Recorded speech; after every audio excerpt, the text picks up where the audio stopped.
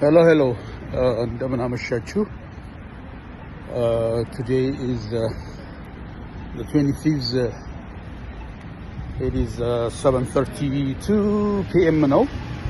ትንሽ እስኪ ወክል አድርግ ብዬ ነው። በጣም ቢዩቲፉል ዌዘር ነው እና ግን ወክ እያደረኩ እያለ አንድ በጣም አሳዛኝ ዜና ሰማሁኝ። ቡዲ ባካም ይባላል። የወንጌል አስተማሪ ነው።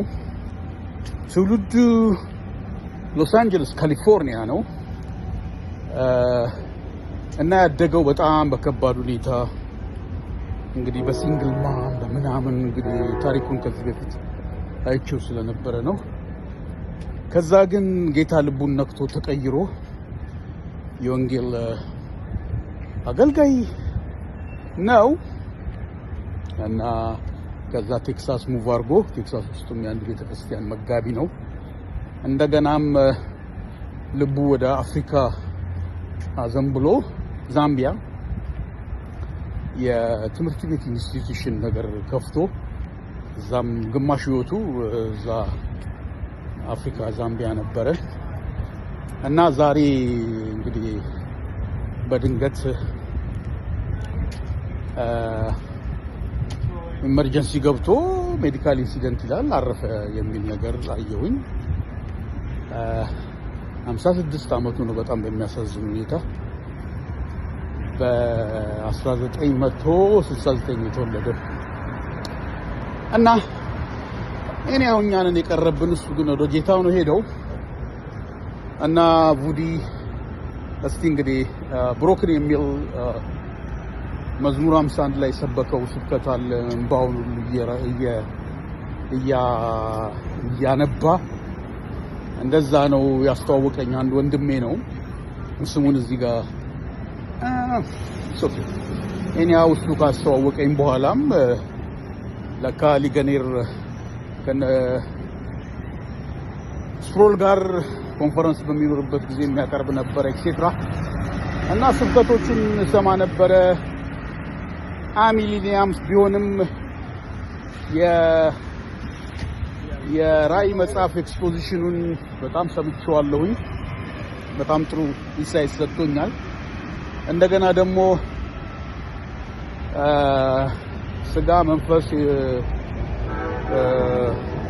the flesh the spirit and the ምንድነው የሚል ስብከትም አለው። በጣም የምወደው ኤፌሶን ምዕራፍ 2 ላይ አለ በበደላችሁና በኃጢአታችሁ የሚለው እና ብዙ በጣም የሚደንቁ ስብከቶችና አሉት። መጽሐፉም እስከዛሬ ድረስ መጽሐፍ አልገዛሁም። ኤኒሃው ቡዲ የ9 ልጆች አባት ነው። ከነዚህ ውስጥ ጥቂቶቹን አዳፕት ያደረጋቸው ናቸው። ነገር ግን ብዙ ልጆች አሉት። እንግዲህ በፊት ሬስለር ነበረ። ሬስሊንግ የነጻ ትግል እና ፊዚካሊ በጣም ትልቅ ነው። ረጅምም ነው፣ ወፍራምም ነው። የዛም ኢፌክት ሊሆን ይችላል። ግን እንግዲህ ምን ማድረግ ይቻላል? ኤኒሃው እግዚአብሔር አምላክ እንግዲህ